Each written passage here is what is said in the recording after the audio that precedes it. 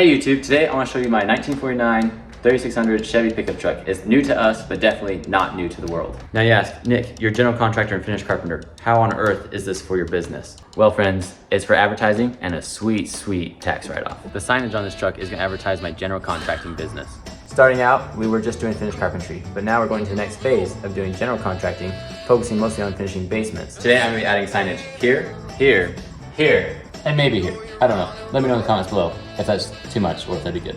Haley and I have been looking for a new truck for our business. You know, white pickup truck, and we're gonna put our logos on the side of that. The problem with those is there's a million of them on the road. You'll see dozens of them each time you're driving down the road, and they will not stick out to you. They just blend in and just kind of disappear on the road. Now I'm a bit of an oddball, and I know this, and I've accepted it, and I'm okay with it.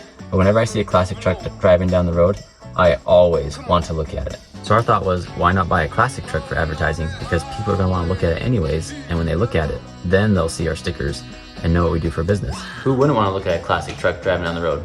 Probably people who are Grinches inside, or the people that put their gum on the underside of the armrest at the movie theater are watching you. We've only had it for about 2 weeks, and I get stopped all the time.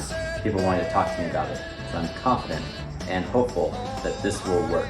So here's the entrepreneurial spirit. Let's see if this goes from 0 to 55. That's about my top speed. Or if it goes straight into the junkyard. Thanks for watching. I'll catch you on the next one.